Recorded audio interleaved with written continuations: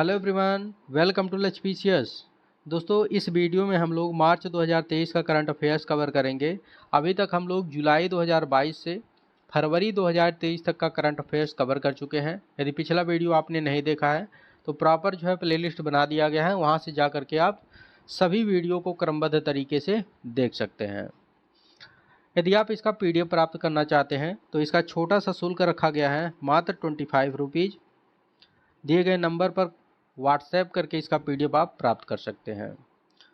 तो चलिए सेशन को स्टार्ट करते हैं। देखिए, राष्ट्रीय घटनाक्रम से देखते हैं। देखिए, चुनाव आयुक्त है तो सुप्रीम कोर्ट के द्वारा हाल ही में चुनाव आयुक्त की जो नियुक्ति प्रक्रिया थी उसमें कुछ परिवर्तन किया गया है, और ये परिवर्तन तब तक लागू रहेगा जब तक जो है इसके संबंध में संसद द्वारा कोई नया कानून नहीं बना लिया जाता है। ठीक है, तो इसकी नियुक्ति प्रक्रिया में जो सुप्रीम कोर्ट के द्वारा संशोधन किया गया है उसमें जो है एक समिति का गठन किया जाएगा, और उस समिति के सलाह पर ही चुनाव आयुक्त की नियुक्ति की जाएगी। तो देख लेते हैं समिति में कौन कौन शामिल होगा। तो भारत के प्रधानमंत्री शामिल होंगे, लोकसभा के विपक्ष के नेता शामिल होंगे, और उच्चतम न्यायालय के मुख्य न्यायाधीश शामिल होंगे।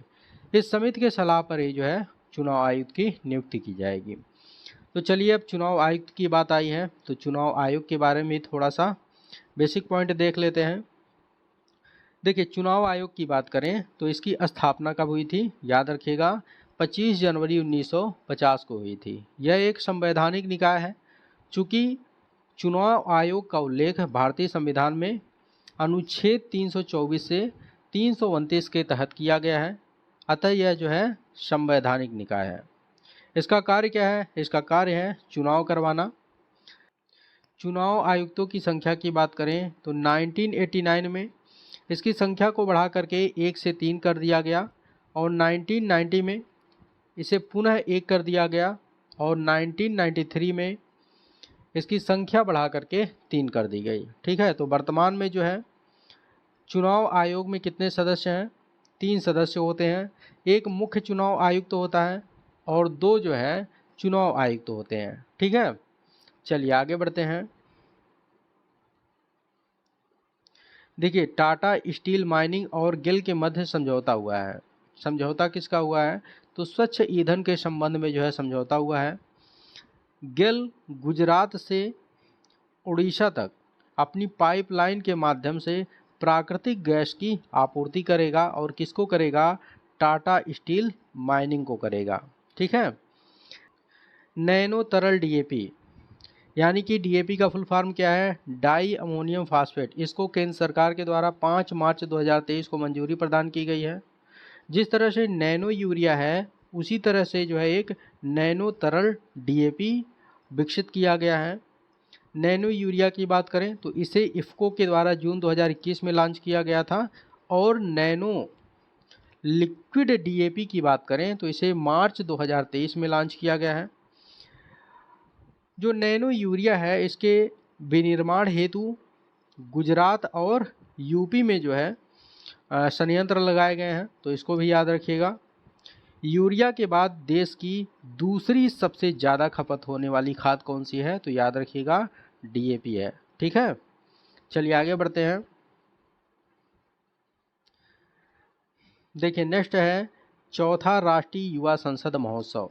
तो चौथा राष्ट्रीय युवा संसद महोत्सव का आयोजन कहाँ हुआ है? मोस्ट इम्पॉर्टेंट है, यहाँ से क्वेश्चन पूछा जा सकता है, स्टार लगा लीजिएगा। इसका आयोजन नई दिल्ली में हुआ है। इसके विषय की बात करें तो इसका विषय है एक बेहतर कल के लिए विचार, विश्व के लिए भारत। ये जो है इसका विषय है। इसके उद्देश्य की बात करें तो इसका उद्देश्य है लोकतंत्र को मजबूत बनाना, छात्र समुदाय को संसद के कामकाज को समझने में सक्षम बनाना। इसे सर्वप्रथम कब प्रारंभ किया गया था? तो याद रखिएगा इसे 2019 में प्रारंभ किया गया था। नेक्स्ट है ऊंट उत्पादन प्रसंस्करण आयोग और प्रशिक्षण विंग। इसका उद्घाटन कहाँ पर किया गया है? तो याद रखिएगा राजस्थान के बीकानेर में किया गया है।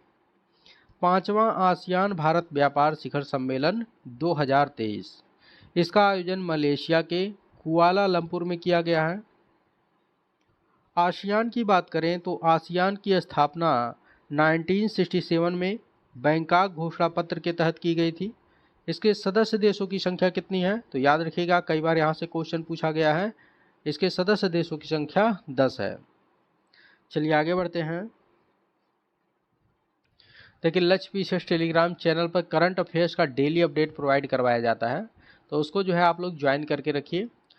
चैनल का लिंक डिस्क्रिप्शन बॉक्स में दे दिया गया है। अदरवाइज जो है टेलीग्राम पर आप लक्ष्य पीसीएस के नाम से भी सर्च कर सकते हैं, आपको चैनल मिल जाएगा और उसको आप लोग ज्वाइन कर लीजिएगा। चलिए आगे बढ़ते हैं। देखिए 10% आरक्षण, तो बीएसएफ भर्ती में पूर्व अग्निवीरों के लिए 10% आरक्षण का प्रावधान किया गया है। अग्निपथ योजना भारत सरकार के द्वारा कब प्रारंभ किया गया था? याद रखिएगा, यहाँ से क्वेश्चन पूछा जा सकता है। 14 जून 2022 को इसे प्रारंभ किया गया था। तीनों सेनाओं यानी कि जो है थल सेना, जल सेना और वायुसेना में 17.5 वर्ष से 21 वर्ष के युवाओं की भर्ती हेतु इस योजना को प्रारंभ किया गया है। इसमें जो भर्ती जवान होंगे उनको जो है अग्निवीर कहा जाएगा। चलिए आगे बढ़ते हैं। देखिए, श्री श्रद्धारूढ़ स्वामी जी रेलवे स्टेशन, यह कहाँ पर स्थित है? तो कर्नाटक के हुबली में स्थित है। इसका जो प्लेटफार्म है वो विश्व का सबसे लंबा प्लेटफार्म हो गया है। इससे पहले ये उपलब्धि किसके पास थी? तो गोरखपुर रेलवे स्टेशन के पास थी। इसकी लंबाई की बात करें तो इसकी लंबाई कितनी है? 1507 मीटर है। और गोरखपुर रेलवे स्टेशन की लंबाई कितनी थी? 1366 मीटर। तो अब जो है इसने ये जो है उपलब्धि हासिल कर ली है, पहले जो गोरखपुर रेलवे स्टेशन के पास थी। इसको जो है प्रधानमंत्री के द्वारा इसका उद्घाटन 12 मार्च 2023 को किया गया है, तो इसको याद रखिएगा। चलिए आगे बढ़ते हैं। देखिए, साइक्लोथॉन, सबसे पहले जो है समझ लेते हैं कि साइक्लोथॉन है क्या। देखिए, इसमें जो प्रतियोगी होते हैं वो साइकिल पर सवार होकर के निकलते हैं और वो जो है स्वच्छ, स्वास्थ्य, पॉलीथीन मुक्त और पर्यावरण संरक्षण का संदेश देते हैं लोगों को। ठीक है, इसी को क्या कहा जाता है? साइक्लोथॉन कहा जाता है। हाल ही में जो है इसका आयोजन 12 मार्च 2023 को किसके द्वारा किया गया है? इरेडा के द्वारा किया गया है, जिसका पूरा नाम है भारतीय अक्षय ऊर्जा विकास एजेंसी लिमिटेड। कितने जो है किलोमीटर लंबा जो है ये साइक्लोथॉन था? तो याद रखिएगा 36 किलोमीटर। ठीक है, चलिए आगे बढ़ते हैं। देखिए, मानकों के माध्यम से विज्ञान सीखना यानी कि लर्निंग साइंस वाया स्टैंडर्ड पहल, इसके शुरुआत की घोषणा किसके द्वारा की गई है? तो याद रखिएगा भारतीय मानक ब्यूरो के द्वारा। चलिए देखते हैं। देखिए, वन रैंक वन पेंशन, ये काफ़ी चर्चा में रहा है, देख लेते हैं। देखिए, इससे संबंधित सुप्रीम कोर्ट ने एक रक्षा मंत्रालय को निर्देश दिया है। उसमें कहा गया है कि पेंशन की बकाया राशि को किस्तों में भुगतान करने की जो अधिसूचना जारी की गई थी उसको वापस ले लिया जाए। चलिए आगे बढ़ते हैं। आधारभूत पशुपालन सांख्यिकी 2022, आधारभूत पशुपालन सांख्यिकी 2022 इसको जारी किया है केंद्रीय मत्स्य पालन, पशुपालन और डेयरी मंत्री पुरुषोत्तम रूपाला ने। किसने जारी किया है? पुरुषोत्तम रूपाला ने जारी किया है। वित्त वर्ष 2021-22 के दौरान कुल उत्पादन की बात करें तो दूध का कुल उत्पादन कितना हुआ है? तो याद रखिएगा 221.06 मिलियन। ठीक है, इसमें दूध में कितनी वृद्धि हुई है? तो याद रखिएगा 5.29% की वृद्धि हुई है। ये कौन सी वृद्धि है? वार्षिक वृद्धि है। प्रति व्यक्ति उपलब्धता की बात करें तो 444 ग्राम प्रतिदिन प्रति व्यक्ति उपलब्धता है भारत में दूध की। ठीक है, अंडे की बात करें तो अंडे का उत्पादन कितना हुआ है? तो याद रखिएगा 129.6 बिलियन अंडे का उत्पादन हुआ है। वार्षिक वृद्धि की बात करें तो 6.19% की वार्षिक वृद्धि देखने को मिली है। शीर्ष उत्पादक राज्यों की बात करें तो दूध का सर्वाधिक उत्पादन कौन करता है? तो याद रखिएगा राजस्थान पहले स्थान पर आ गया है, दूसरे स्थान पर उत्तर प्रदेश और तीसरे स्थान पर मध्य प्रदेश है। अंडा उत्पादन की बात करें तो पहले स्थान पर आंध्र प्रदेश है, दूसरे स्थान पर तमिलनाडु, तीसरे स्थान पर तेलंगाना है। ऊन उत्पादन की बात करें राजस्थान पहले स्थान पर है, जम्मू एंड कश्मीर दूसरे स्थान पर है, गुजरात तीसरे स्थान पर है। मांस उत्पादन की बात करें तो मांस उत्पादन में पहले स्थान पर कौन है? महाराष्ट्र है, दूसरे स्थान पर उत्तर प्रदेश और तीसरे स्थान पर पश्चिम बंगाल है। चलिए आगे बढ़ते हैं। एग्री यूनिफेस्ट सांस्कृतिक कार्यक्रम, इसका शुभारंभ कहाँ पर किया गया है? तो याद रखिएगा कर्नाटक के बेंगलुरु में किया गया है। किसके द्वारा किया गया है? कृषि मंत्री नरेंद्र सिंह तोमर के द्वारा। चलिए आगे बढ़ते हैं।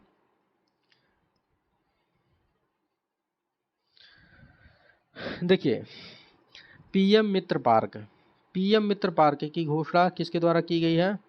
प्रधानमंत्री के द्वारा की गई है। 7 राज्यों में मेगा टेक्सटाइल पार्क स्थापित करने हेतु इसकी घोषणा की गई है। तो कौन कौन से 7 राज्य हैं, यहाँ से क्वेश्चन पूछा जा सकता है, देख लेते हैं। उत्तर प्रदेश है, मध्य प्रदेश, गुजरात, महाराष्ट्र, तेलंगाना, कर्नाटक और तमिलनाडु है। ये नाम याद रखिएगा, यहाँ से क्वेश्चन पूछा जा सकता है। पीएम मित्र पार्क जो है इसका उद्देश्य क्या है? इसका उद्देश्य है कपड़ा निर्माण और निर्यात के लिए भारत को एक वैश्विक केंद्र के रूप में स्थापित करना।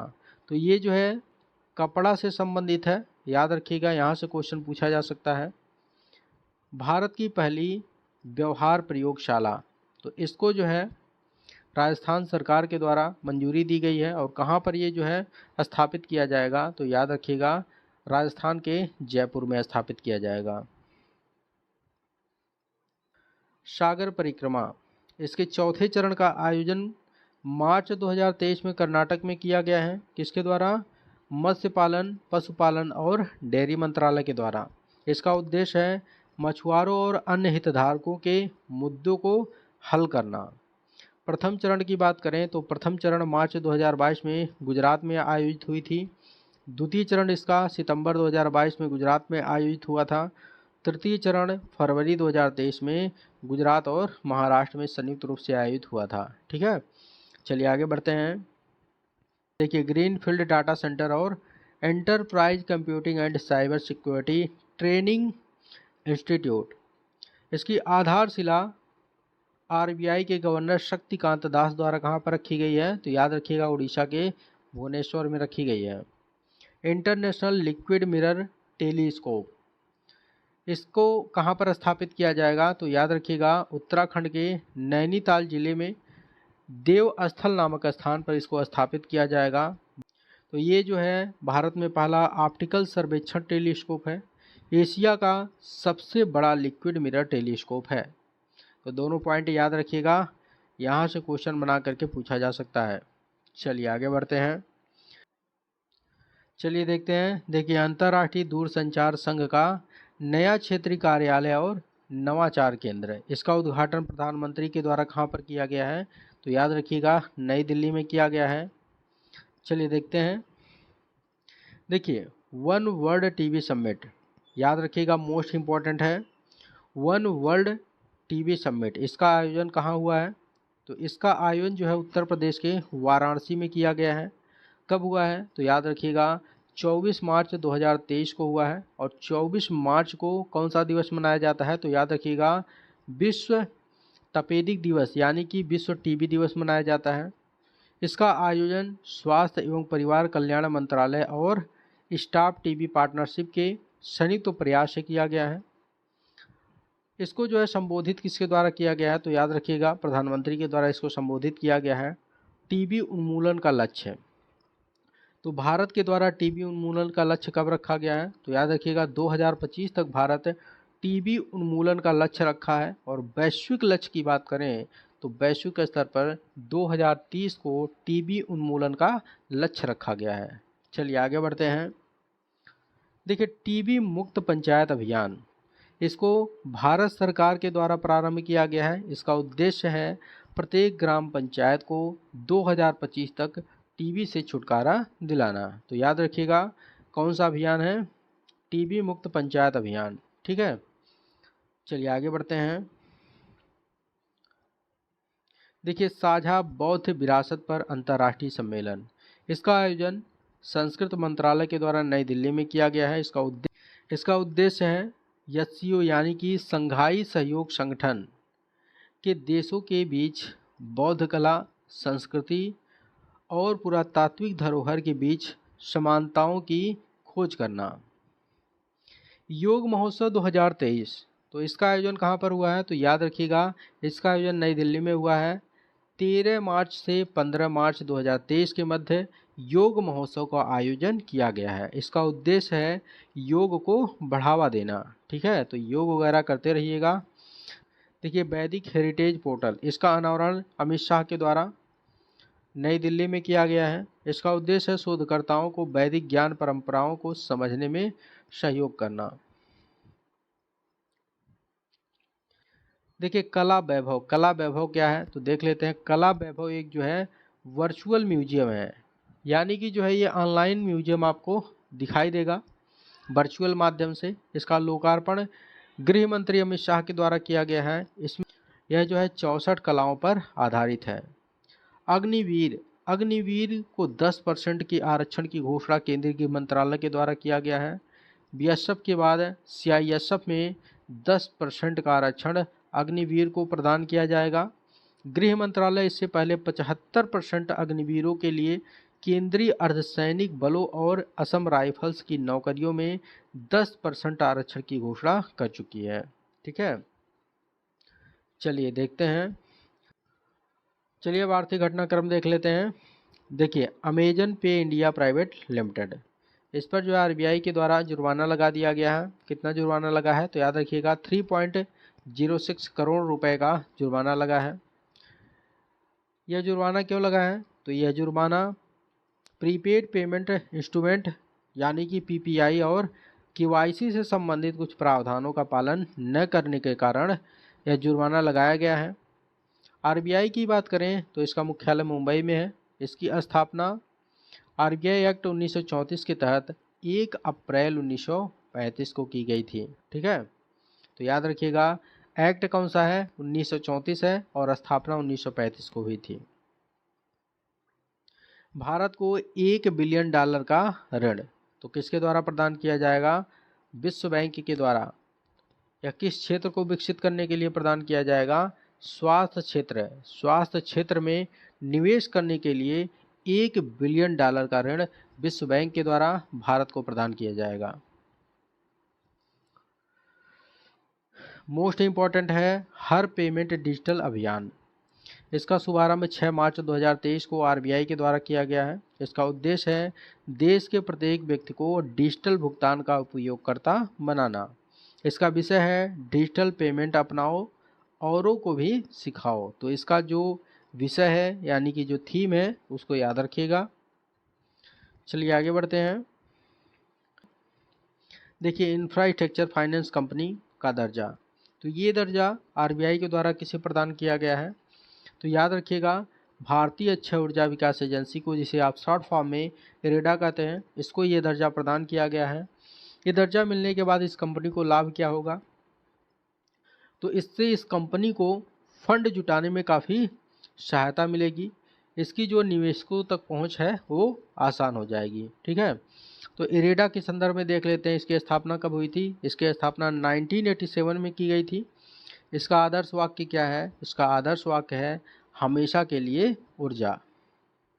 खुदरा मुद्रास्फीति, तो फरवरी 2023 में यह बढ़कर कितनी हो गई है? तो याद रखिएगा 6.44% हो गई है खुदरा मुद्रास्फीति।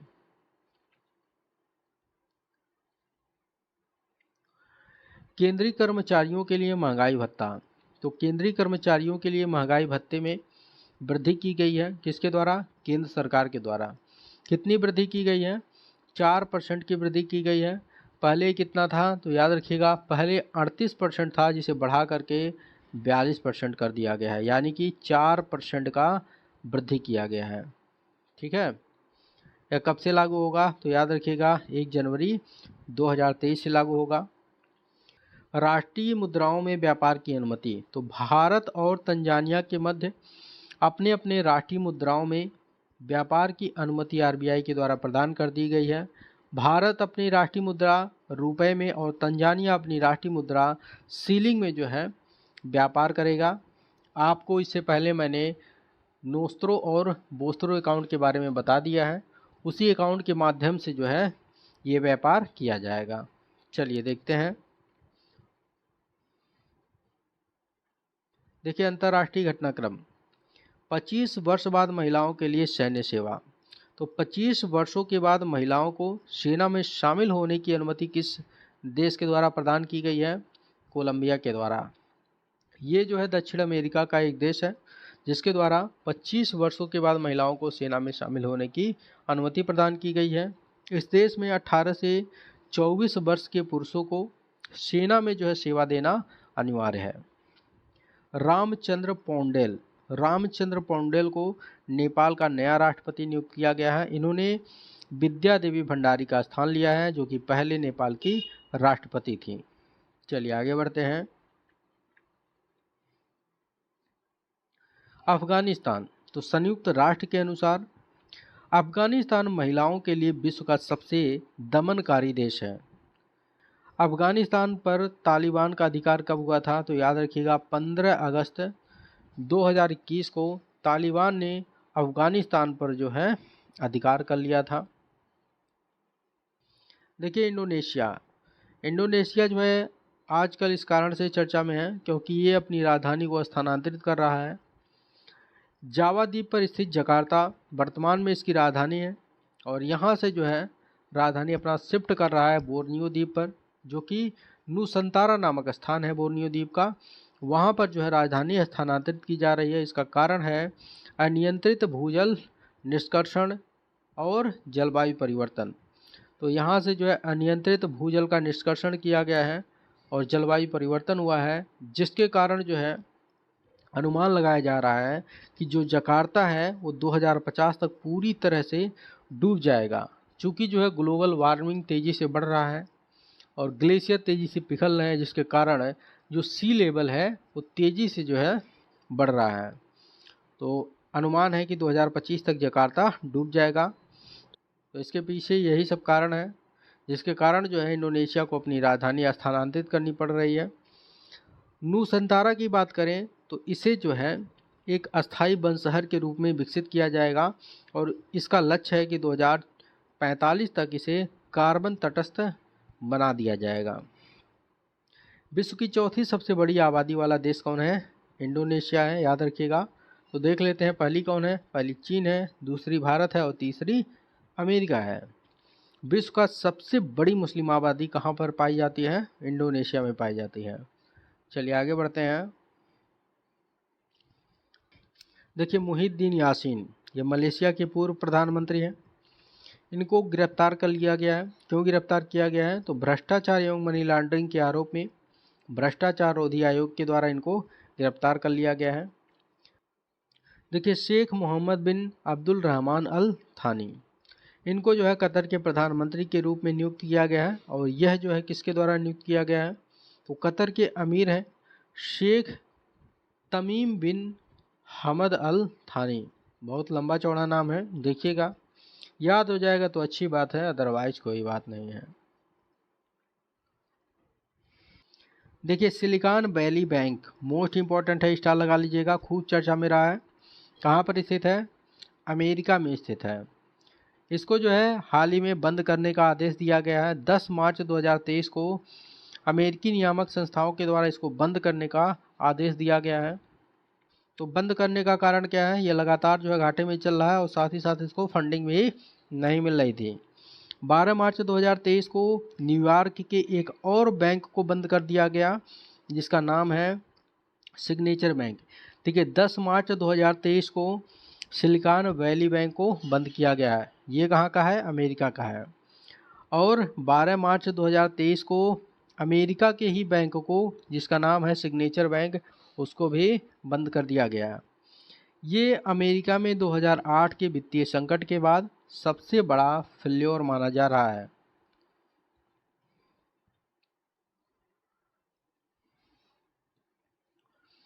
पनडुब्बी से दागी जाने वाली 2 मिसाइलों का परीक्षण किसके द्वारा किया गया है?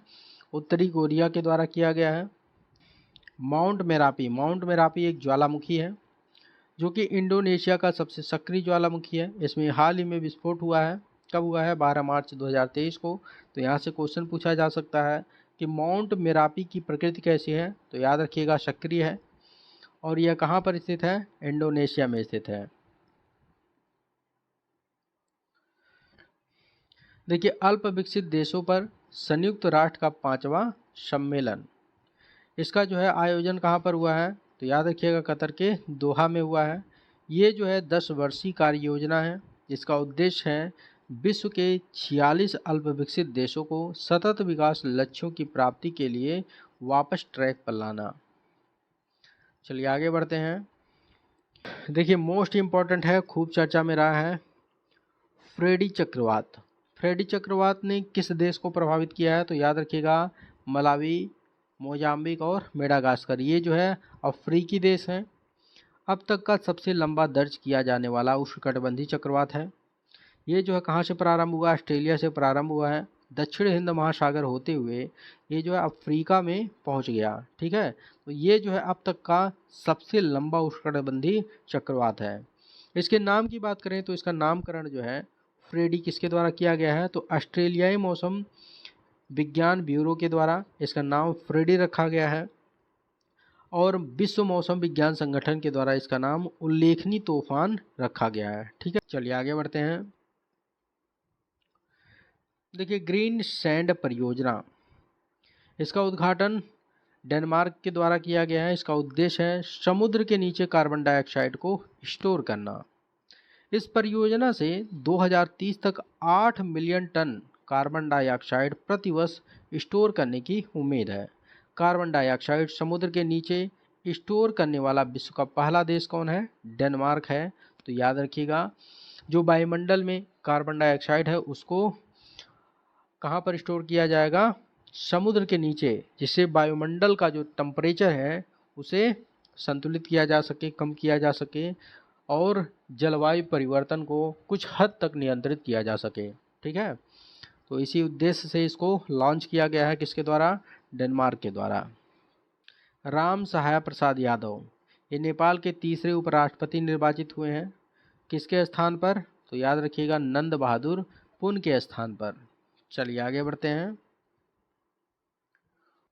क्रूज मिसाइलों के लिए समझौता, अमेरिका और ऑस्ट्रेलिया ने क्रूज मिसाइलों को विकसित करने के लिए एक समझौता किया है। आप सभी लोग जानते होंगे कि इनके द्वारा एक आकश नामक रक्षा संधि बनाई गई है, जिसमें 3 देश शामिल हैं। कौन कौन, ऑस्ट्रेलिया, यूके यानी कि ब्रिटेन और अमेरिका। इन तीनों का जो है ये संयुक्त संगठन है, रक्षा संधि है। इसके तहत ऑस्ट्रेलिया को अमेरिका द्वारा क्रूज मिसाइल प्रदान किया जाएगा। इसका उद्देश्य है एशिया प्रशांत क्षेत्र में चीन का मुकाबला करना, यानी कि इस क्षेत्र में चीन को काउंटर करना इन तीनों देशों का उद्देश्य है। श्रीलंका की अर्थव्यवस्था, श्रीलंका की अर्थव्यवस्था से संबंधित आंकड़ा हाल ही में जनगणना एवं सांख्यिकी विभाग के द्वारा जारी किया गया है। 2022 में इसमें 7.8% की गिरावट आई है। अब तक की यह सबसे बड़ी गिरावट है।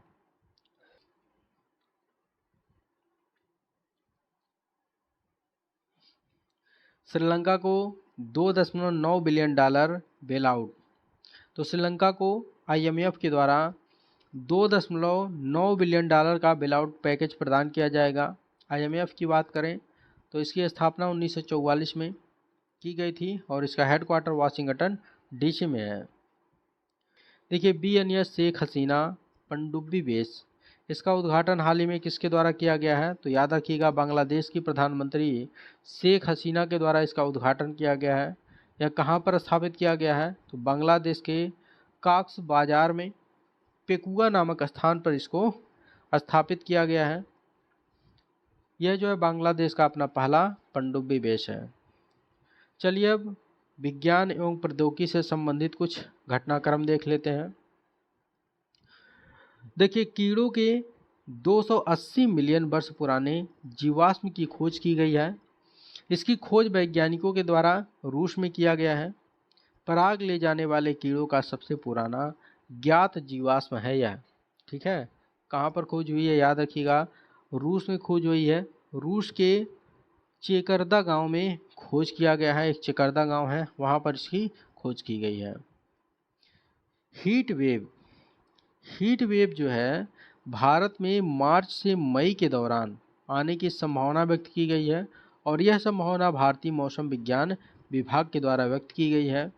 हीट वेव क्या है? तो हीट वेव है असामान्य रूप से उच्च तापमान की वह स्थिति जिसमें तापमान सामान्य से अधिक रहता है। भारत में यह सामान्यतः मार्च और जून के बीच चलती है। ठीक है, आई होप हीट वेव आप लोग समझ गए होंगे। चलिए आगे बढ़ते हैं। देखिए, वन स्टॉप नॉन स्टॉप यह क्या है? ये फार्मेसी काउंसिल ऑफ इंडिया का डिजिटल जॉब पोर्टल है। इसका शुभारंभ 6 मार्च 2023 को किया गया है।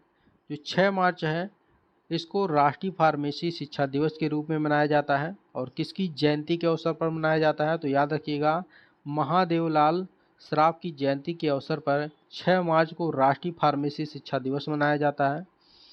महादेव लाल श्राफ ये कौन थे? तो याद रखिएगा, इनका जन्म बिहार के दरभंगा में 1902 में हुआ था। ये भारत के फार्मेसी शिक्षा के जनक थे। भाषा मॉडल GPT-4 इसको ओपन AI यानी कि ओपन आर्टिफिशियल इंटेलिजेंस के द्वारा लॉन्च किया गया है।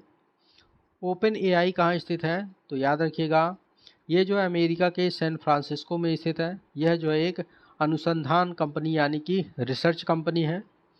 पिछले संस्करण की तुलना में यह अधिक बेहतर है। देखिए, निसार उपग्रह, निसार का फुल फॉर्म देख लेते हैं। सबसे पहले निसार का फुल फॉर्म है, देखिए ध्यान से देखिएगा, NASA ISRO synthetic aperture radar, ये जो इसका फुल फॉर्म है। इसको भारतीय वायुसेना के द्वारा इसरो को सौंपा गया है। यह जो है धरती का अवलोकन करने वाला एक उपग्रह है। इसको नासा और इसरो के द्वारा संयुक्त रूप से विकसित किया गया है। इसरो द्वारा इसे 2024 तक जो है प्रक्षेपित करने की योजना बनाई गई है। चलिए देखते हैं। देखिए, सिंधु कीर्ति पनडुब्बी INS सिंधु कीर्ति पनडुब्बी, इसके मरम्मत हेतु रक्षा मंत्रालय द्वारा हिंदुस्तान शिपयार्ड लिमिटेड के साथ समझौता किया गया है। यह जो है डीजल इलेक्ट्रिक पनडुब्बी है। इसे 7 जून 1990 में कमीशन किया गया था। हिंदुस्तान शिपयार्ड लिमिटेड की बात करें तो यह जो है विशाखापट्टनम में स्थित है। देश का पहला जहाज निर्माण यार्ड है। इसकी स्थापना 1941 में की गई थी। चलिए आगे बढ़ते हैं। तो एक चीज़ और ध्यान रखिएगा, जो पूछा जा सकता है कि INS सिंधु कीर्ति क्या है? तो याद रखिएगा, यह एक जो है पनडुब्बी है। ठीक है, इस टाइप से क्वेश्चन पूछे जाते हैं। देखिए, डोर्नियर 228 विमान, इसके खरीद के लिए समझौता किया गया है। तो याद रखिएगा, रक्षा मंत्रालय और हिंदुस्तान एरोनॉटिक्स लिमिटेड के मध्य यह समझौता हुआ है। कितने जो है डोर्नियर 228 विमान के खरीद हेतु समझौता हुआ है? तो याद रखिएगा, 6 डोर्नियर 228 विमान के खरीद हेतु समझौता हुआ है। इसको जो है वायुसेना के लिए खरीदा जाएगा। किसके द्वारा? रक्षा मंत्रालय के द्वारा। किससे खरीदा जाएगा? तो ध्यान रखिएगा, हिंदुस्तान एरोनॉटिक्स लिमिटेड से इसको खरीदा जाएगा। यह बहुउद्देशीय हल्का परिवहन विमान है। इसको हाल के द्वारा विकसित किया गया है। चलिए आगे बढ़ते हैं। देखिए, अब पर्यावरण एवं पारिस्थितिकी से संबंधित घटनाक्रम देख लेते हैं। देखिए, मोस्ट इम्पोर्टेंट है वर्धा वन्यजीव अभ्यारण्य। वर्धा वन्यजीव अभ्यारण्य परियोजना को केंद्र सरकार के द्वारा मंजूरी प्रदान कर दी गई है। यह कहाँ पर स्थित है? तो याद रखिएगा, गुजरात के पोरबंदर में स्थित है। इसको 1979 में स्थापित किया गया था। देखिए, इसको जो है एशियाई शेरों के संरक्षण के लिए पहचान किया गया है। गिर राष्ट्रीय उद्यान ये जो है गुजरात में है। यहाँ पर जो है एशियाई शेर पाए जाते हैं। यहाँ से कुछ शेरों को वर्धा वन्यजीव अभ्यारण्य में स्थानांतरित किया जाएगा, ताकि यदि जो है महामारी फैल जाए तो एक साथ जो है सभी शेरों पर खतरा ना हो। ठीक है, तो शेरों का जो है इस तरह से संरक्षण किया जाएगा। इसके लिए वर्धा वन्यजीव अभ्यारण्य को चुना गया है।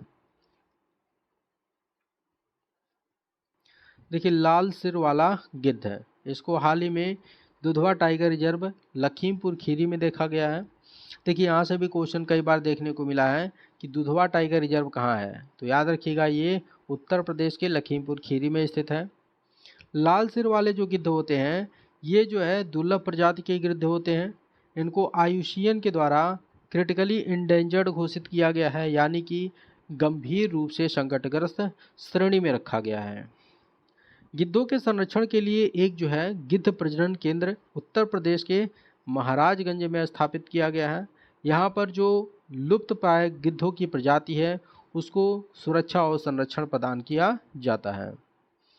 चलिए आगे बढ़ते हैं। देखिए, जलवायु परिवर्तन पर रिपोर्ट 2023, इसको किसके द्वारा जारी किया गया है? तो याद रखिएगा, इसको IPCC के द्वारा जारी किया गया है। IPCC का फुल फॉर्म क्या है? तो याद रखिएगा, inter governmental panel on climate change, इसका फुल फॉर्म है। इसकी स्थापना 1988 में हुई थी। किसके द्वारा की गई थी? विश्व मौसम विज्ञान संगठन और यूनेप के द्वारा, यानी कि यूनाइटेड नेशंस एनवायरनमेंट प्रोग्राम के द्वारा। इसका कार्य है जलवायु परिवर्तन का आकलन करना। इसमें उल्लेख किया गया है, जो रिपोर्ट जारी किया गया है इसमें उल्लेख किया गया है कि इंसानी हस्तक्षेप के चलते तापमान में 1.1 डिग्री सेल्सियस की वृद्धि पहले ही हो चुकी है। मौजूदा नीतियों के तहत तापमान में वृद्धि होना तय है, यानी कि जो मौजूदा नीतियां हैं पर्यावरण को लेकर के वो पर्याप्त नहीं है। हमें इस दशक में ही सभी क्षेत्रों में होने वाले उत्सर्जन को तत्काल कटौती करने की आवश्यकता है। तो इसमें जो है ये अनुशंसा की गई है। इसमें अनुशंसा की गई है कि सभी क्षेत्रों में जो भी ग्रीन हाउस गैसों का उत्सर्जन किया जा रहा है उसमें जो है तत्काल कटौती की जानी चाहिए। चलिए आगे बढ़ते हैं। देखिए, थानथाई पेरियार वन्यजीव अभ्यारण्य, ये जो है तमिलनाडु का 18वां वन्यजीव अभ्यारण्य है, यानी कि कहाँ पर स्थित है? तमिलनाडु में स्थित है। लेकिन कंफ्यूज मत होइएगा, एक आपको मिलेगा पेरियार नेशनल पार्क है। पेरियार नेशनल पार्क कहाँ है? याद रखिएगा, केरल में है। यदि आपसे पूछे कि पेरियार नेशनल पार्क या पेरियार टाइगर रिजर्व कहाँ पर है, तो आपका राइट आंसर हो जाएगा केरल। यदि पूछे थानथाई पेरियार वन्यजीव अभ्यारण्य कहाँ है, तब आपका राइट आंसर तमिलनाडु होगा। कंफ्यूज मत होइएगा, ठीक है। तो ये जो है ये तमिलनाडु का 18वां वन्यजीव अभ्यारण्य है। यहाँ पर एशियाई हाथियों का संरक्षण किया जाएगा। यहाँ पर जो जानवर पाए जाते हैं, हाथी पाए जाते हैं, तेंदुआ, जंगली सूअर, गौर और हिरण पाए जाते हैं। चलिए आगे बढ़ते हैं। देखिए, सिविल 20 इंडिया, इसकी स्थापना बैठक कहाँ पर हुई है? तो याद रखिएगा, महाराष्ट्र के नागपुर में हुई है। भारत की G20 अध्यक्षता के तहत इसकी स्थापना की गई है। इसके थीम की बात करें तो इसका थीम है balancing development with environment. G20, देखिए G20 काफ़ी इम्पोर्टेंट है। भारत जो है वर्तमान में इसका अध्यक्ष है, तो खूब चर्चा में है। इस कारण से जो है इसके सदस्य देशों का नाम पूछा जा सकता है। तो इसके सदस्य देशों का नाम याद रखिएगा, अर्जेंटीना, ऑस्ट्रेलिया, ब्राज़ील, कनाडा, चीन, फ्रांस, जर्मनी, भारत, इंडिया इसका जो है सदस्य है और वर्तमान में 2023 में इसकी अध्यक्षता कर रहा है। इंडोनेशिया, इटली, जापान, दक्षिणी कोरिया, मैक्सिको, रूस, सऊदी अरब, साउथ अफ्रीका, तुर्की, ब्रिटेन, अमेरिका और यूरोपीय संघ है, ये मिल करके G20 की स्थापना करते हैं। चलिए देखते हैं। देखिए, एक चीज़ और देख लीजिए, जो नए बच्चे हैं उनको नहीं पता होगा, जी का मतलब क्या है। यहाँ जी का मतलब है ग्रुप, यानी कि समूह। 20 का मतलब 20 सदस्य देश, तो 20 सदस्य देशों का जो समूह है उसी को G20 कहते हैं, ठीक है। चलिए देखते हैं। देखिए, विश्व जल दिवस 2023, इसको प्रतिवर्ष कब मनाया जाता है? 22 मार्च को विश्व जल दिवस मनाया जाता है।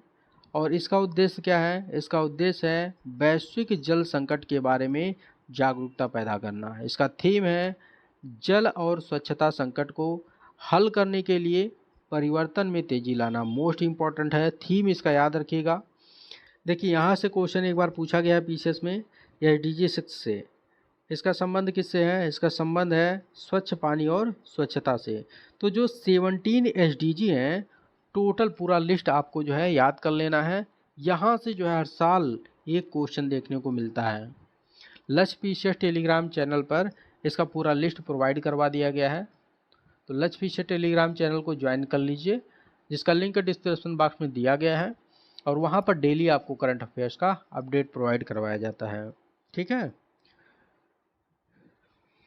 विश्व जल दिवस को कब प्रारंभ किया गया था? तो इसको 22 मार्च 1993 में संयुक्त राष्ट्र महासभा के द्वारा प्रारंभ किया गया था। देखिए लाल ज्वार कहाँ पर आया है? तो हाल ही में अमेरिका के फ्लोरिडा तट पर लाल ज्वार देखने को मिला है। इसके पानी में तैरने से त्वचा में जलन, चकत्ते आँखों में जलन होती है। एक्चुअली जो है ये थोड़ा सा विषैला होता है। ये जो है लाल ज्वार क्या है? तो जो शैवाल है उसमें प्रस्फुटन होता है, जिसके कारण जो है इसे लाल ज्वार बोला जाता है। देखिए हार्सू केकड़े, ये प्रजातियां जो है संकट में है, क्योंकि बायोमेडिकल क्षेत्र मछली के भोजन ओवरफिशिंग के कारण जो है ये संकट में है। इनका खून कैसा होता है? नीले रंग का होता है। ऐसा क्यों होता है? क्योंकि इनके खून में कॉपर पाया जाता है, कॉपर के कारण इनका खून नीले रंग का दिखाई देता है। तितली पार्क है। तितली पार्क कहाँ स्थित है? याद रखिएगा त्रिपुरा में स्थित है। भारत और बांग्लादेश के पर्यटकों के लिए मुख्य आकर्षण का केंद्र बना हुआ है इस समय। चलिए अब रिपोर्ट एवं सूचकांक देख लेते हैं। देखिए चुनावी लोकतंत्र सूचकांक 2023, इसमें देखिए 2 प्रकार के इंडेक्स जारी किए गए हैं। इलेक्टोरल डेमोक्रेसी इंडेक्स, इसमें भारत का स्थान 108वां है। इससे पहले जो है 100वां स्थान था। लिबरल डेमोक्रेसी इंडेक्स में भारत का स्थान 97वां है। प्रथम स्थान पर डेनमार्क है और पाकिस्तान का स्थान 106वां है। चलिए आगे बढ़ते हैं। देखिए वर्ल्ड एयर क्वालिटी रिपोर्ट, इसको IQ एयर के द्वारा जारी किया गया है, जो कि एक स्विस फर्म है। इसके अनुसार विश्व के 50 सबसे प्रदूषित शहरों में 39 शहर भारत के हैं। विश्व की सबसे प्रदूषित राजधानी दिल्ली है। सबसे प्रदूषित देशों की सूची में पहले स्थान पर चाड है, दूसरे स्थान पर इराक है, तीसरे स्थान पर पाकिस्तान है और भारत का स्थान 8वां है। सबसे प्रदूषित देशों की सूची में भारत का स्थान कौन सा है? याद रखिएगा 8वां है। 2021 में 5वां स्थान था, लेकिन 2022 में 8वां स्थान हो गया है। चलिए आगे देखते हैं। देखिए सबसे प्रदूषित शहरों की बात करें तो पाकिस्तान का लाहौर पहले स्थान पर है, चीन का होटन दूसरे स्थान पर है, भारत का भिवाड़ी तीसरे स्थान पर है। भिवाड़ी कहाँ है? राजस्थान में है। और दिल्ली जो है चौथे स्थान पर है। चलिए आगे बढ़ते हैं। देखिए सारी रिपोर्ट जो है इम्पोर्टेंट है, इसको आप लोग केयरफुल्ली देखिएगा और 2 से 3 बार रिवीजन कर लेंगे तो तैयार हो जाएगा। देखिए सिपरी रिपोर्ट 2023, सिपरी का फुल फॉर्म है Stockholm International Peace Research Institute. Bharat के हथियार खरीद में कमी आई है। कितने % की कमी आई है? तो याद रखिएगा 11% की कमी आई है। तो ये कमी जो है 2013 से 17 और 2018 से 22 के मध्य 11% की जो कमी देखने को मिल रही है, इस जो है काल के दौरान हुई है। विश्व का सबसे बड़ा हथियार आयातक देश कौन सा है? तो याद रखिएगा भारत है, जिसका जो है कुल आयात में 11% हिस्सा है। दूसरे स्थान पर सऊदी अरब है, जो कि 9.6% हथियार का आयात करता है। तीसरे स्थान पर कतर है, जो कि 6.4% आयात करता है। विश्व के कुल हथियार निर्यातक देशों की बात करें तो पहले स्थान पर कौन है? USA यानी कि संयुक्त राज्य अमेरिका है। इसका जो है कुल निर्यात में 40% हिस्सा है। दूसरे स्थान पर रूस है और तीसरे स्थान पर फ्रांस है। चलिए देखते हैं। देखिए विश्व के महानतम स्थान, इसको जारी किया है टाइम्स पत्रिका ने। सूची में 2 भारतीय स्थानों को शामिल किया गया है। देख लेते हैं। सूची में पहला स्थान किसका है? तो अमेरिका का टम्पा है।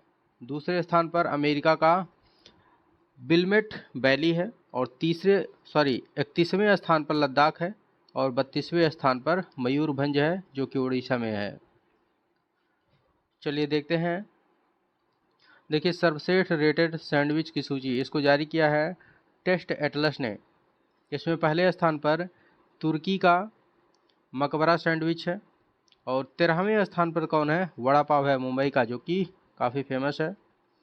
विश्व के सर्वश्रेष्ठ एयरपोर्ट 2023, इसको जारी किया है स्काई ट्रैक्स ने। किसने जारी किया है, याद रखिएगा स्काई ट्रैक्स ने। यहाँ से भी क्वेश्चन देखने को मिलता है।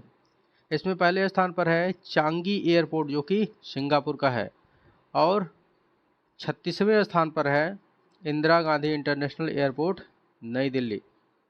भारत का कोई भी एयरपोर्ट टॉप 20 में शामिल नहीं है। ठीक है, चलिए आगे बढ़ते हैं।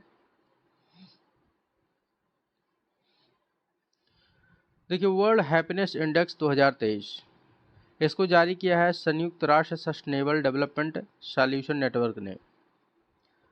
इसमें पहले स्थान पर कौन है, तो याद रखिएगा पहले स्थान पर है फिनलैंड, दूसरे स्थान पर कौन है, डेनमार्क है, तीसरे स्थान पर आइसलैंड है और भारत का स्थान 126वां है। देखिए ये जो है आप लोग याद रखिएगा, जो मैंने जो है इंडेक्स का एक स्पेशल वीडियो बनाया है परीक्षा वाणी से, तो उसमें जो है भारत का स्थान 136 मेंशन किया गया है, जो कि गलत है।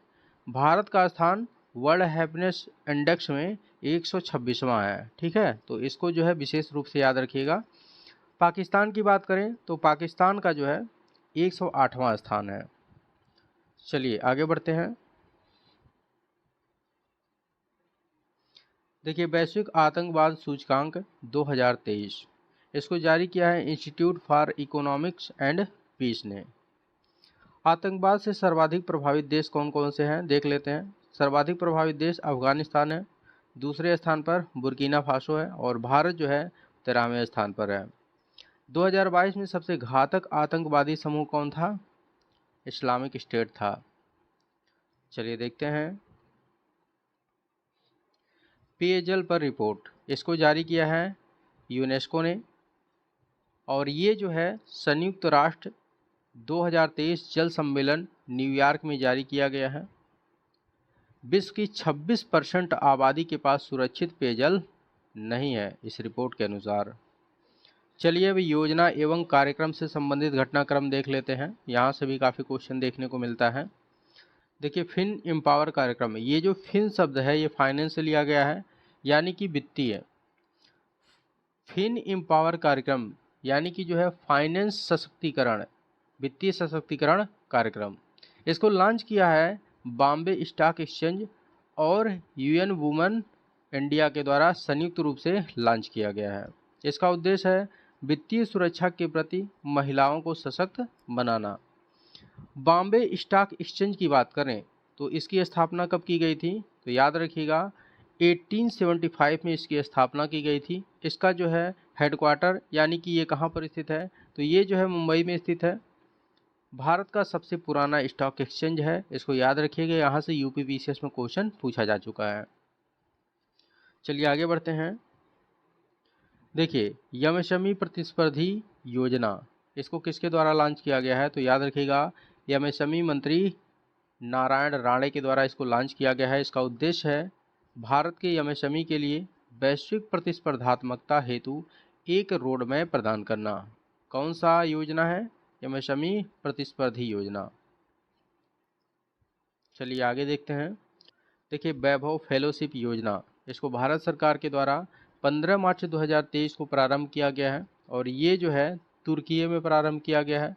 तुर्की ने अपना नाम बदल के क्या कर दिया है, तुर्की कर दिया है, तो कन्फ्यूज मत होइएगा कि तुर्की देश कौन सा है।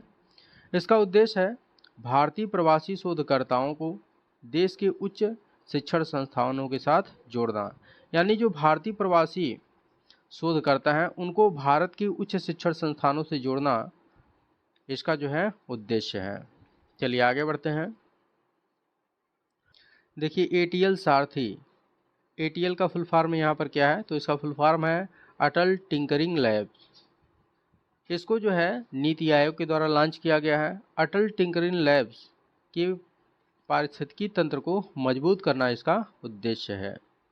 अटल टिंकरिंग लैब्स क्या है, तो याद रखिएगा इसकी स्थापना अटल इनोवेशन मिशन के द्वारा किया गया था। इसका देखिए रेशम कीट बीमा कार्यक्रम, मोस्ट इम्पॉर्टेंट है, इसको उत्तराखंड के द्वारा प्रारंभ किया गया है।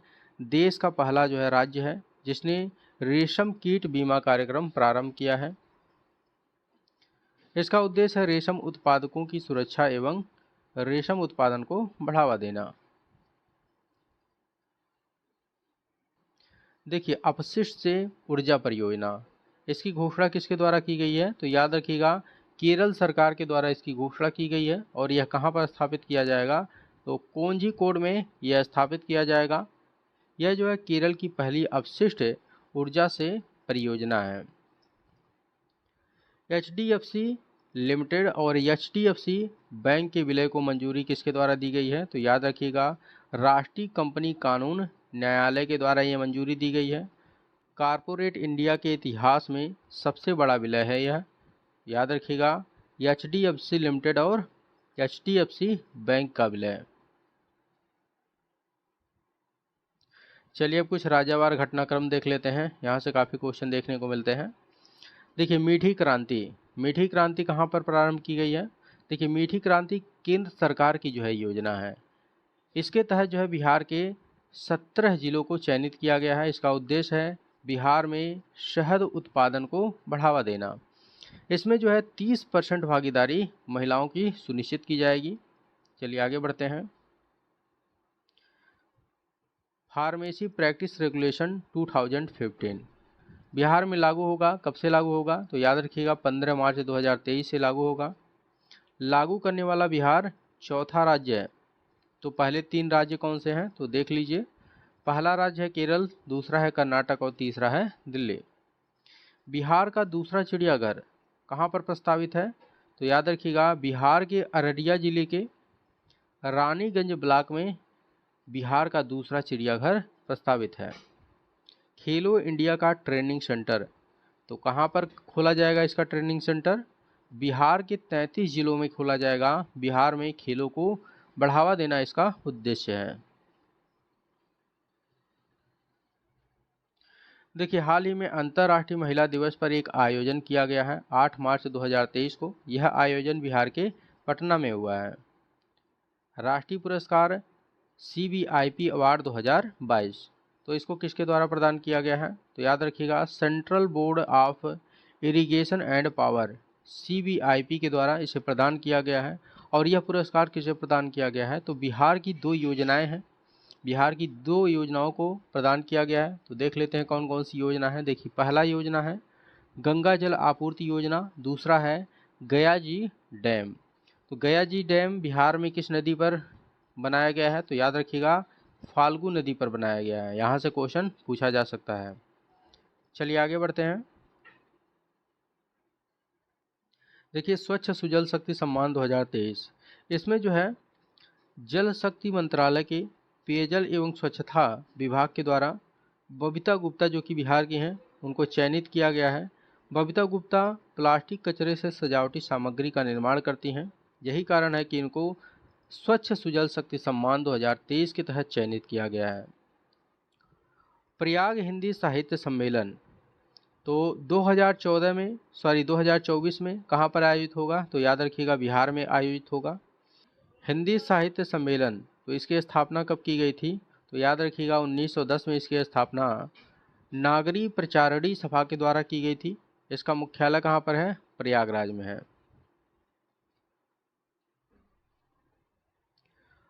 500 थानों में महिला हेल्प डेस्क की सुविधा कहाँ पर प्रारंभ की गई है? बिहार में।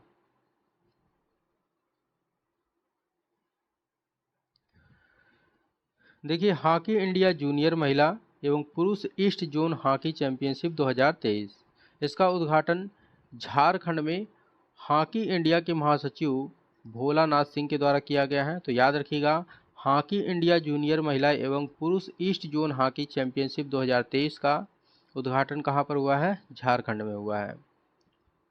झार नियोजन पोर्टल, इसका शुभारंभ झारखंड के द्वारा किया गया है और इसका उद्देश्य है नियोक्ता एवं रोजगार ढूंढ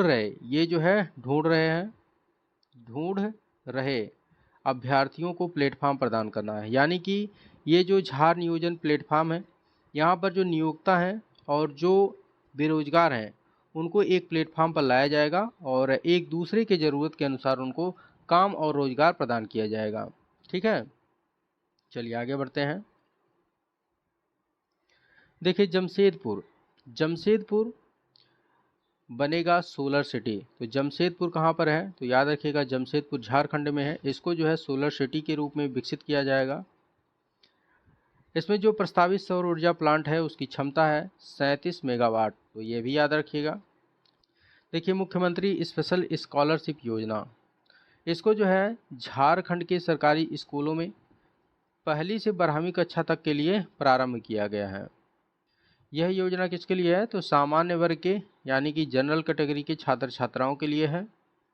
चलिए आगे बढ़ते हैं। देखिए देश का पहला वातानुकूलित कंडेंसर, तो देख लेते हैं कंडेंसर क्या है। देखिए यह जो एक हीट एक्सचेंजर है जिसमें उच्च तापमान वाली भाप से कम तापमान वाली हवा या पानी में हीट ट्रांसफ़र होता है, जिसका प्रयोग कूलिंग मीडियम के रूप में किया जाता है। इसको झारखंड में एनटीपीसी के द्वारा प्रारंभ किया गया है। ठीक है, तो ये जो है देश का पहला वातानुकूलित कंडेंसर है जिसको झारखंड में एनटीपीसी के द्वारा प्रारंभ किया गया है, याद रखिएगा। चलिए देखते हैं। देखिए राष्ट्रपति पुरस्कार, तो राष्ट्रपति पुरस्कार हेतु झारखंड के कोडरमा जिले के 2 गांवों को चयनित किया गया है। तो देख लेते हैं कौन कौन से गांव हैं। एक तो है अरकोसा और दूसरा है कंझा टांड गांव। ठीक है, अरकोसा गांव को सिंगल यूज प्लास्टिक मुक्त ग्राम हेतु चयनित किया गया है और कंझा टांड को कैच द रेन के लिए जो है चयनित किया गया है। देखिए पंडित चेतन जोशी, पंडित चेतन जोशी को राष्ट्रपति के द्वारा संगीत नाट्य अकादमी पुरस्कार 2019 से सम्मानित किया गया है। इनका संबंध बांसुरी वादन से है, तो यहाँ से क्वेश्चन जो है पूछ लिया जाता है, संबंधित नाम दे दिया जाता है और पूछ लिया जाता है कि इनका संबंध किससे है। तो याद रखिएगा पंडित चेतन जोशी का संबंध बांसुरी वादन से है। ये जो है झारखंड के निवासी थे।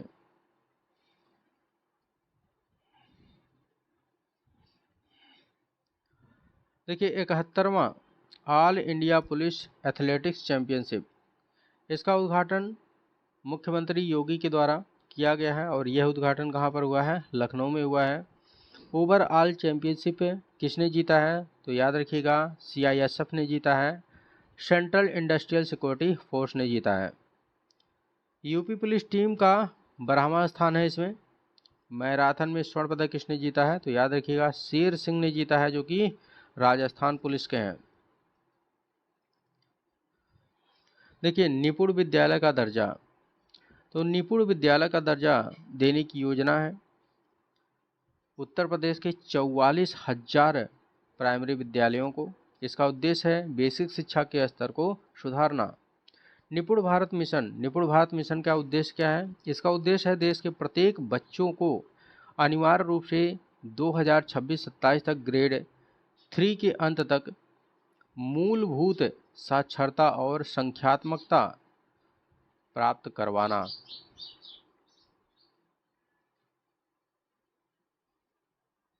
देखिए मेगा टेक्सटाइल पार्क, तो इसको जो है पीएम मित्र योजना के तहत उत्तर प्रदेश के हरदोई में बनाया जाएगा। इसका नाम रखा गया है Sant Kabir PM MITRA textile and apparel park. PM MITRA योजना, इसके तहत 7 राज्यों में पीएम मित्र पार्क स्थापित करने की मंजूरी प्रदान की गई है। तो देख लेते हैं कौन कौन से राज्य हैं। उत्तर प्रदेश है, मध्य प्रदेश, गुजरात, महाराष्ट्र, तेलंगाना, कर्नाटक और तमिलनाडु है। इन 7 राज्यों में पीएम मित्र पार्क स्थापित किया जाएगा। बाल्य देखभाल अवकाश, तो उत्तर प्रदेश सरकार के द्वारा केंद्र सरकार की तर्ज पर एकल अभिभावक अफसरों को 2 वर्ष के लिए बाल्य देखभाल अवकाश प्रदान किया जाएगा। देखिए उत्तर प्रदेश टाउनशिप नीति 2023, तो उत्तर प्रदेश में कॉलोनी बसाने की अनुमति दी गई है।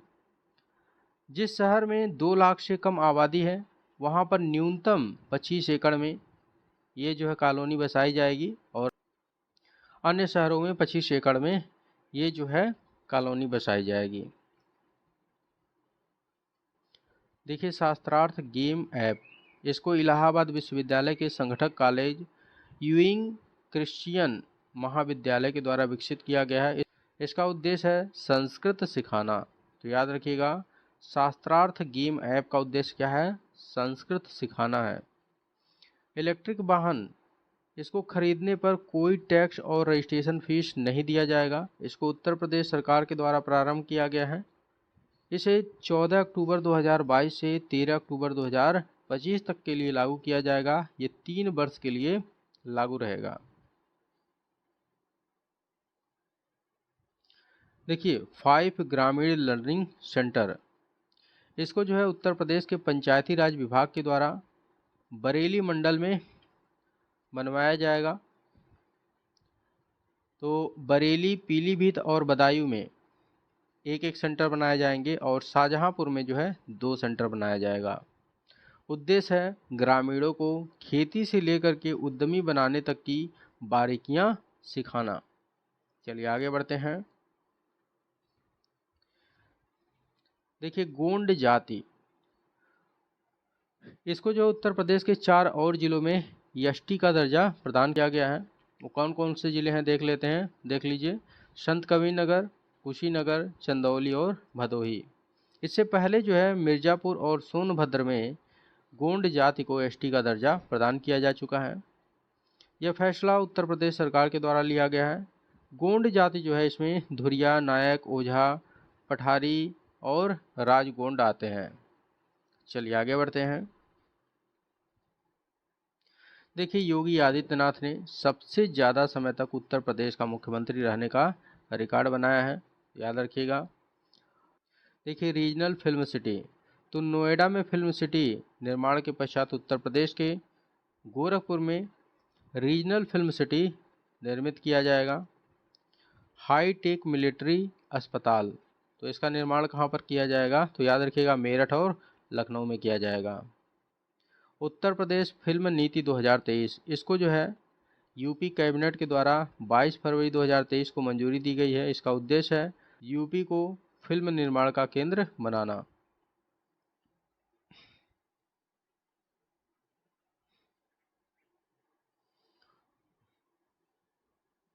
देखिए सर्वाधिक ताप विद्युत उत्पादन का नया रिकॉर्ड, तो ये रिकॉर्ड किसने बनाया है? तो याद रखिएगा Madhya Pradesh power generating company limited ने सर्वाधिक ताप विद्युत उत्पादन का नया रिकॉर्ड बनाया है। ISSF world cup shooting championship, इसका आयोजन मध्य प्रदेश में हुआ है। स्वच्छ सुजल शक्ति सम्मान 2023, इसको राष्ट्रपति के द्वारा प्रदान किया गया है। किसको प्रदान किया गया है? अनीता चौधरी और गंगा राजपूत को, और ये दोनों कहाँ की हैं? मध्य प्रदेश की हैं। Satpura national park, Satpura national park को एडिटर्स चॉइस अवार्ड प्रदान किया गया है। तो याद रखिएगा एडिटर्स चॉइस अवार्ड किसे प्रदान किया गया है? सतपुड़ा नेशनल पार्क को। लाडली बहना योजना, इसे मध्य प्रदेश सरकार के द्वारा प्रारंभ किया गया है। महिलाओं को वित्तीय सहायता प्रदान करने हेतु इसे प्रारंभ किया गया है। प्रत्येक महिला को 1000 रुपया प्रतिमाह प्रदान किया जाएगा। मऊगंज, मऊगंज मध्य प्रदेश का 53वां जिला बना है।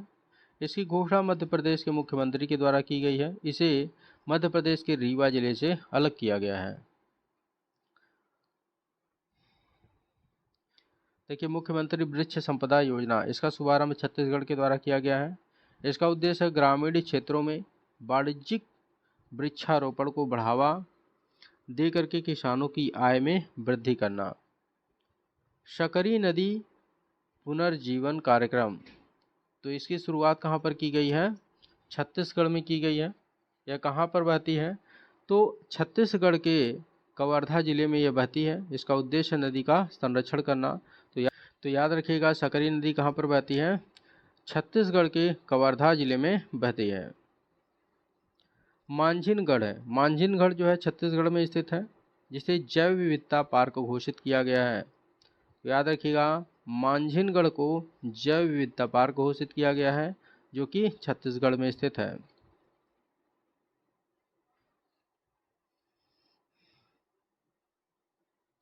अंगना में शिक्षा कार्यक्रम, इसको जो है स्कॉच अवार्ड 2022 प्रदान किया गया है। कौन सा अवार्ड? Scotch award 2022। और ये कार्यक्रम कहाँ का है? तो याद रखिएगा छत्तीसगढ़ का कार्यक्रम है, अंगना में शिक्षा कार्यक्रम। ये छत्तीसगढ़ का है और इसको जो है स्कॉच अवार्ड 2022 प्रदान किया गया है। उड़ीसा में 13 साल पुराना बौद्ध स्तूप खोजा गया है। तो याद रखिएगा 1300 साल पुराना बौद्ध स्तूप कहाँ पर खोजा गया है? उड़ीसा में खोजा गया है। देखिए मोस्ट इंपॉर्टेंट है, स्टार लगा लीजिएगा। स्वास्थ्य का अधिकार राइट टू हेल्थ विधेयक किसके द्वारा पारित किया गया है? तो राजस्थान विधानसभा के द्वारा पारित किया गया है। यह देश का पहला राज्य है जिसने जो है राइट टू हेल्थ अपने नागरिकों को प्रदान किया है। ठीक है, स्वास्थ्य का अधिकार प्रदान करने वाला देश का पहला राज्य कौन सा है? राजस्थान है। बाबा आमटे दिव्यांग विश्वविद्यालय, तो इसको जो है राजस्थान के जयपुर के जामडोली में स्थापित किया जाएगा और ये जो है दिव्यांगजनों के लिए प्रदेश का पहला एवं देश का तीसरा विश्वविद्यालय है। देखिए राजस्थान में 19 नए जिलों और 3 संभागीय मुख्यालयों की घोषणा की गई है। अब राजस्थान में कुल जिलों की संख्या कितनी हो गई है? 50 हो गई है और संभागों की संख्या 10 हो गई है। विश्व का पहला बैम्बू क्रैश बैरियर, यह जो है महाराष्ट्र में बनाया गया है। ये महाराष्ट्र के चंद्रपुर और यावतमाल जिले को जोड़ेगा। इसकी लंबाई कितनी है? इसकी लंबाई है 200 मीटर। गोवा के पहले एआई आधारित ट्रैफिक मैनेजमेंट सिस्टम, तो गोवा के पहले आर्टिफिशियल इंटेलिजेंस आधारित ट्रैफिक मैनेजमेंट को किसके द्वारा लॉन्च किया गया है? तो इसे जो है गोवा के मुख्यमंत्री प्रमोद सावंत के द्वारा लॉन्च किया गया है। देखिए कुदुम्ब योजना, इसकी शुरुआत 1997 में की गई थी। इसकी रजत जयंती समारोह क्या नाम है, केरल के तिरुवनंतपुरम में मनाई गई है। इसका उद्घाटन राष्ट्रपति के द्वारा की गई है। इसका उद्देश्य है गरीबी उन्मूलन और महिला सशक्तिकरण को बढ़ावा देना। मेघालय में पहली बार इलेक्ट्रिक ट्रेन के परिचालन हेतु विद्युतीकरण पूर्ण किया गया है और ये विद्युतीकरण किसके द्वारा पूर्ण किया गया है? तो पूर्वोत्तर सीमांत रेलवे के द्वारा। सागरा मिसावा त्यौहार, तो सागरा मिसावा त्यौहार कहाँ पर मनाया जाता है? तो याद रखिएगा ये असम और मेघालय के तीवा जनजातियों के द्वारा मनाया जाता है। ये जो है फसल ऋतु के आगमन पर मनाया जाने वाला एक त्यौहार है। देखिए इंपॉर्टेंट है, इसको याद रखिएगा।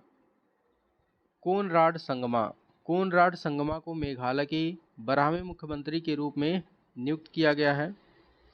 ये जो है दूसरी बार मेघालय के मुख्यमंत्री बने हैं। इनको मेघालय के राज्यपाल फागू चौहान के द्वारा शपथ दिलाया गया है। और मेघालय के विधानसभा सीटों की बात करें तो विधानसभा सीटों की संख्या कितनी है? 60 है। याओशांग, याओशांग मणिपुर का सबसे बड़ा त्यौहार है। पहला बोडोलैंड अंतर्राष्ट्रीय ज्ञान महोत्सव, इसका आयोजन कहाँ पर हुआ है? असम में हुआ है।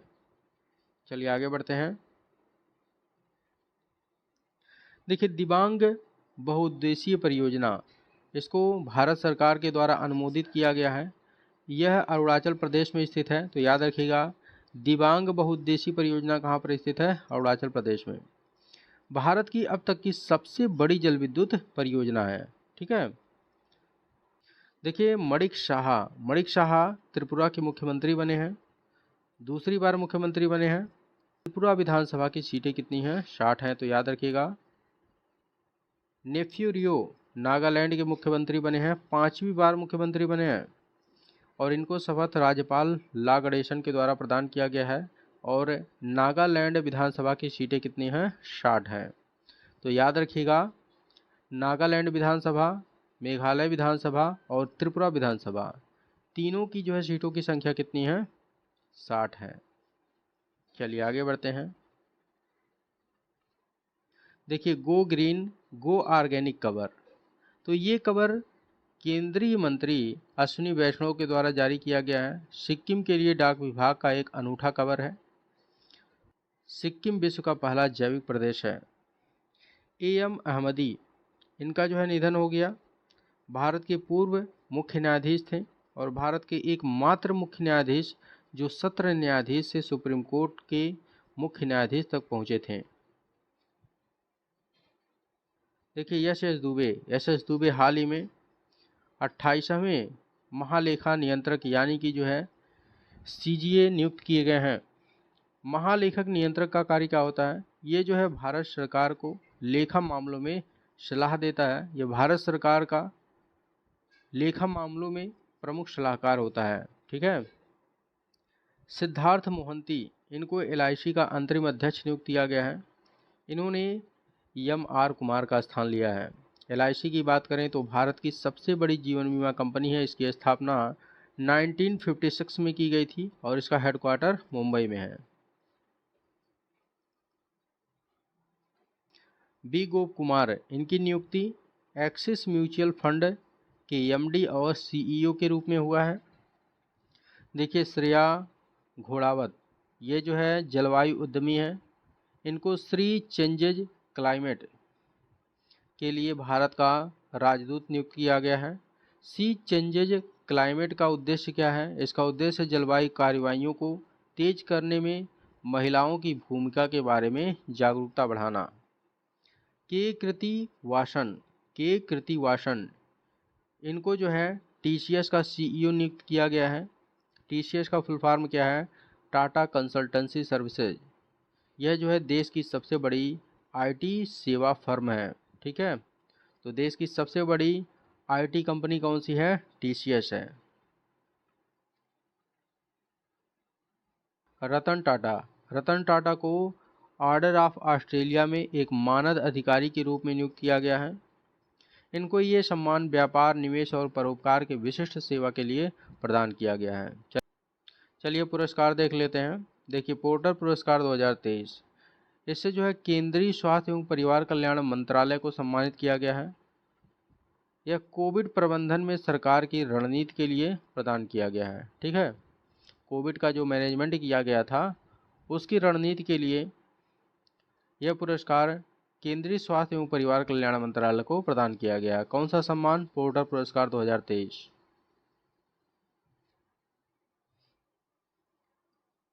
8वां राष्ट्रीय फोटोग्राफी पुरस्कार, इसका वितरण नई दिल्ली में किया गया है।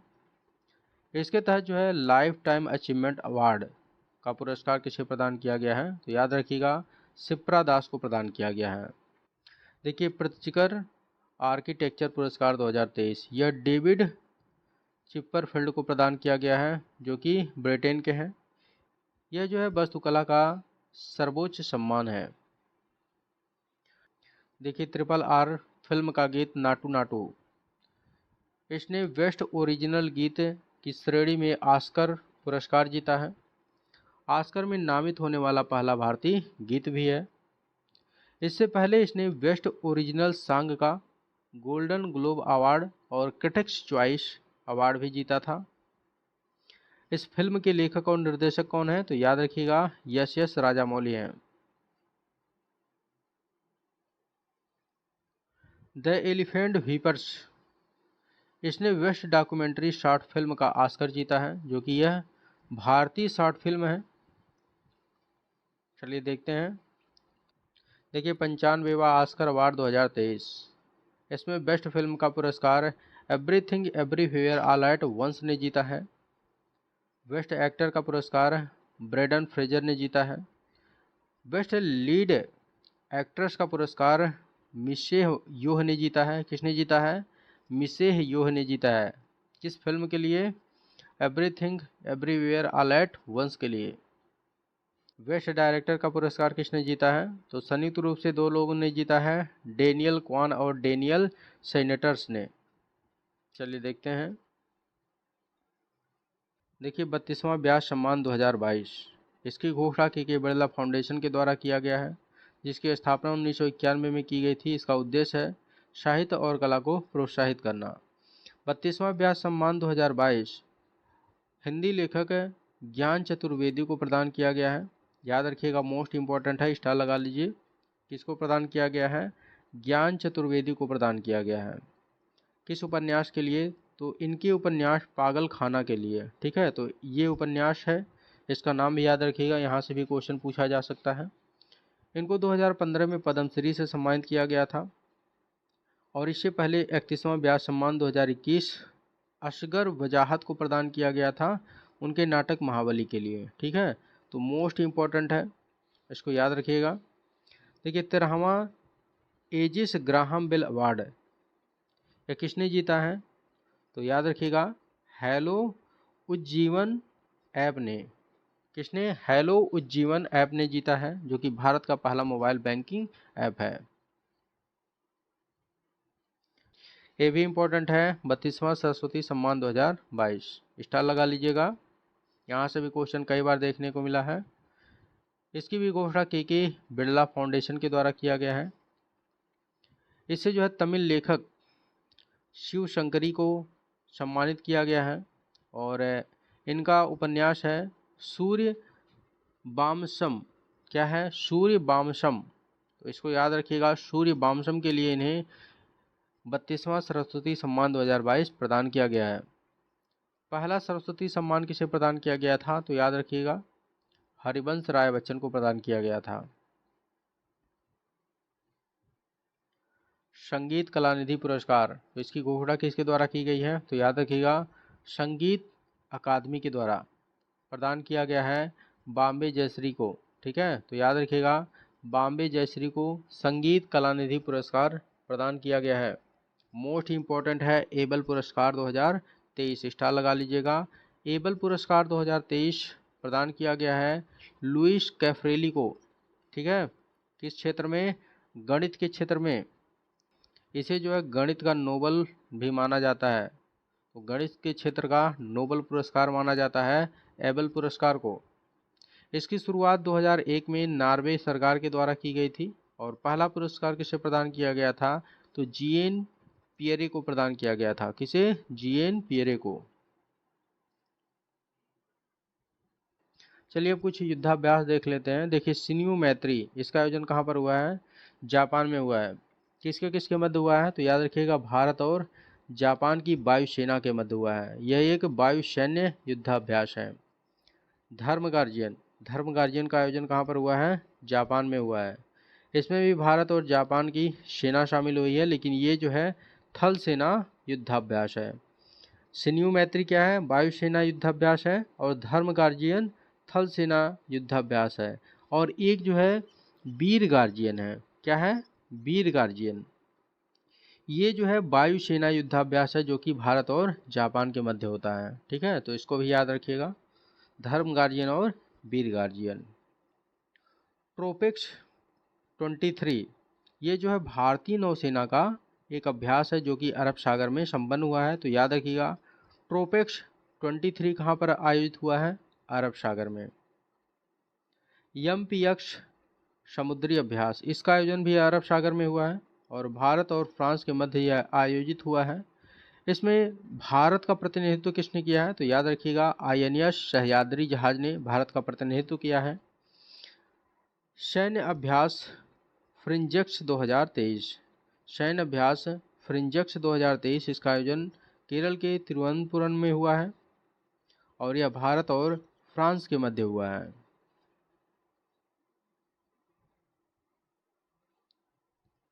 देखिए अभ्यास ला पेरोस 2023 का तीसरा संस्करण हिंद महासागर में आयोजित हुआ है।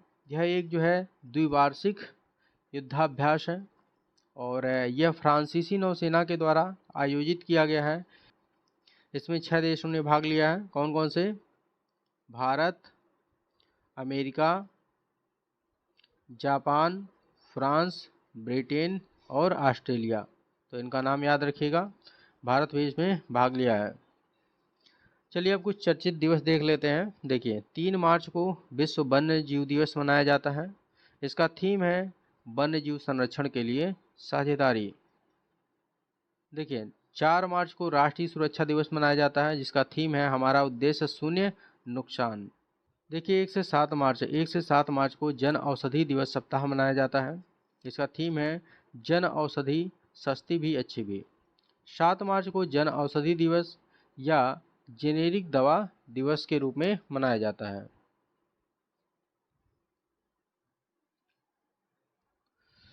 नेक्स्ट है 8 मार्च है। 8 मार्च मोस्ट इम्पॉर्टेंट है, कई बार क्वेश्चन पूछा गया है।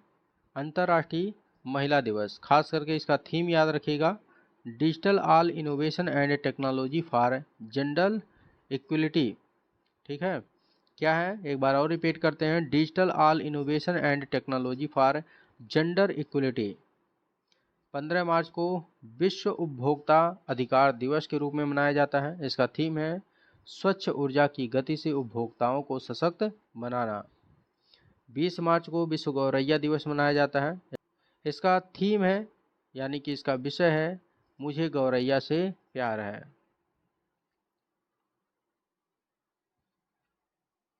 21 मार्च को अंतर्राष्ट्रीय वन दिवस मनाया जाता है। इसका थीम है वन और स्वास्थ्य। मोस्ट इम्पॉर्टेंट है, स्टार लगा लीजिएगा।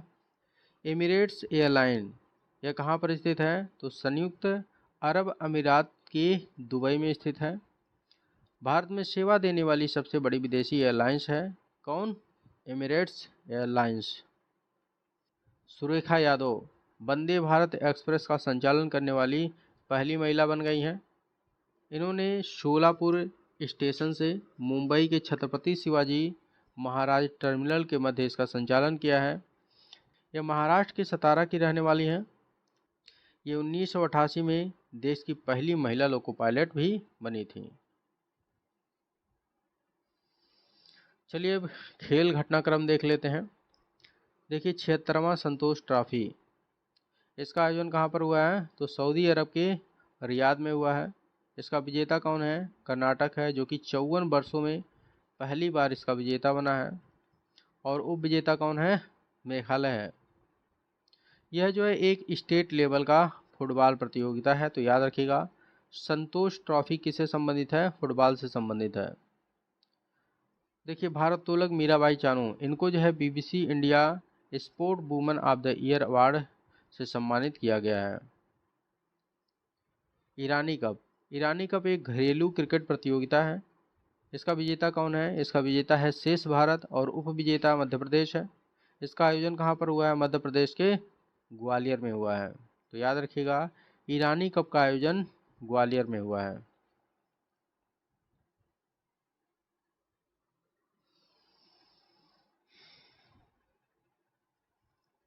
देखिए 13वीं महिला विश्व बॉक्सिंग चैंपियनशिप 2023, इसका आयोजन कहाँ पर हुआ है, नई दिल्ली में हुआ है। 4 भारतीय महिलाओं ने स्वर्ण पदक जीता है। कौन कौन सी महिलाएं हैं, देखिए सावित्री बुरा, नीतू घंघस, निखत जरीन और लवलीना बोरगोहेन। एशियाई बिलियर्ड्स चैंपियनशिप, एशियाई बिलियर्ड्स चैंपियनशिप का विजेता कौन है, 8वीं बार पंकज अडानी ने यह चैंपियनशिप जीता है। चलिए आगे बढ़ते हैं। देखिए रायबरेली के हॉकी स्टेडियम, तो इस हॉकी स्टेडियम का नाम किसके नाम पर रखा गया है, तो याद रखिएगा रानी रामपाल के नाम पर रखा गया है। यह उपलब्धि पाने वाली भारत की पहली महिला खिलाड़ी हैं। रानी रामपाल भारतीय महिला हॉकी टीम की कप्तान है। ठीक है, तो इस तरह से मार्च 2023 का करंट अफेयर्स आपका कवर हो गया है। यदि इसका आप पीडीएफ प्राप्त करना चाहते हैं तो इसका छोटा सा शुल्क रखा गया है, मात्र 25 रुपीज़ पर मंथ है। ठीक है, कुछ लोग कन्फ्यूज हो जाते हैं, तो कन्फ्यूज मत होइएगा। 25 रुपीज़ पर मंथ चार्ज किया जाएगा और इसका पीडीएफ आप दी गए नंबर पर व्हाट्सएप करके प्राप्त कर सकते हैं। और यदि करंट अफेयर्स का अपडेट चाहते हैं तो आप लक्ष्य पीसीएस टेलीग्राम चैनल को ज्वाइन कर सकते हैं। वहां पर डेली आपको करंट अफेयर्स का अपडेट प्रोवाइड करवाया जाता है। तो चलिए मिलते हैं नेक्स्ट वीडियो में, तब तक के लिए जय हिंद जय भारत।